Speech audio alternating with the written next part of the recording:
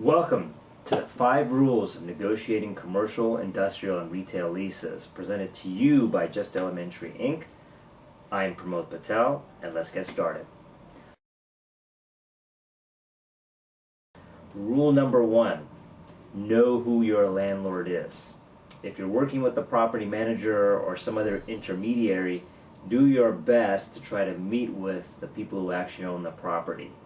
If you're already working with them directly, then identifying whether they're an individual owner, an investment group, an institutional owner is going to be key to you, because you need to figure out what their needs are. And that leads us to rule number 2, which is getting to know your landlord's needs.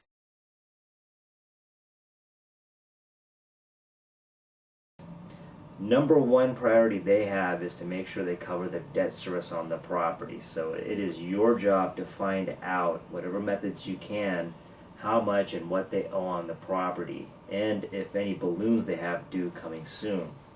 The reason is, if the property is highly leveraged, you're likely going to have resistance to negotiating your rate down, because they need to make their payments and their bank's applying pressure to them. So that's your number 1 thing you need to find out when you're negotiating your lease.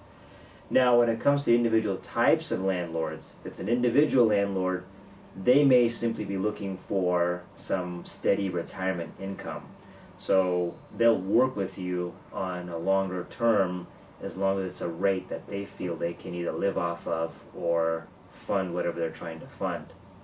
When it comes to a group of investors, you're going to find typically they have an investment goal in mind, where they bought the property, they're planning on holding it for a period of, let's say, 3 to 5, maybe 7 years, and they're going to sell it and hopefully sell it at a profit. So what that means is they're likely not going to work with you as much on the rate, but they will probably give you some short-term incentives, such as some free rent, some discounted rent for the first periods of months, because they're looking at signing up a long-term lease that then they can resell at a higher value. When it comes to an institutional landlord, what you're going to be looking at is a landlord that's really just looking for a basic return year to year to year. Now, they may not be into some grand desire of selling the property in 3 years or 5 years or 7 years, but they may want some steady, solid rates year to year to year. So they can be a little bit harder to work with, and they take a longer time, but stay persistent. Now, on to rule number 3. Once you've identified the type of landlord you're working with, you need to make a plan of how you're going to approach the negotiations. So obviously, number 1 thing to you is going to be the rate, how much you're going to pay on a monthly and annual basis. But it goes more beyond that. You also need to consider how you're going to negotiate for option terms, if you want any, how are you going to negotiate a assignment clause, how are you going to negotiate your share responsibilities when it comes to maintenance of the property inside and out, and then also the common area maintenance. And so when you're making this plan, have specific ranges in mind, that you'll go high as this in the rate, and maybe you'll try to get down as this low in your rate. And then also what you want to be responsible for on maintenance of the property, and what you don't want to be responsible for on the maintenance. How strongly you want to push an assignment clause and an assignment fee. All these things are very important for you to have in mind before you begin your negotiations, so you know where you're going to start and end.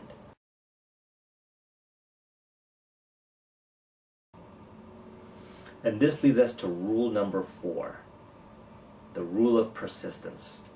The process diverges here a little bit if you're already in an existing lease and an existing tenant, or if you're negotiating a new lease. So we'll start with a new tenant. As a new tenant, you just really want to stay focused and persistent on your terms. This is really your best chance to negotiate, because you have the most leverage as you are coming in to fill a void. So act quickly so somebody else doesn't scoop you for the property, but also stay focused on the terms. You made your plan, the rule before, and so stick with it and get terms you can live with, because you need good terms to survive in this climate. Now, if you're already in the space to begin with on a current lease, you have less leverage, so it's going to take you more time and determination to get through to your landlord and get your way. We're looking at a few weeks to maybe even a few months before your persistence will pay off. Now, on to rule number 5. Accept reasonable terms and move on.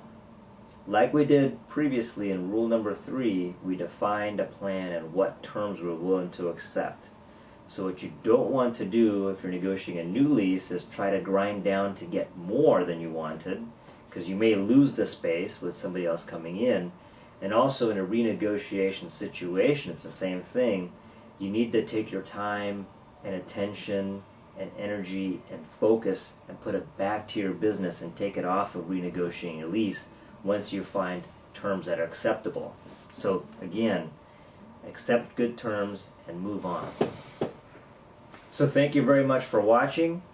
Please subscribe to the YouTube channel for more videos.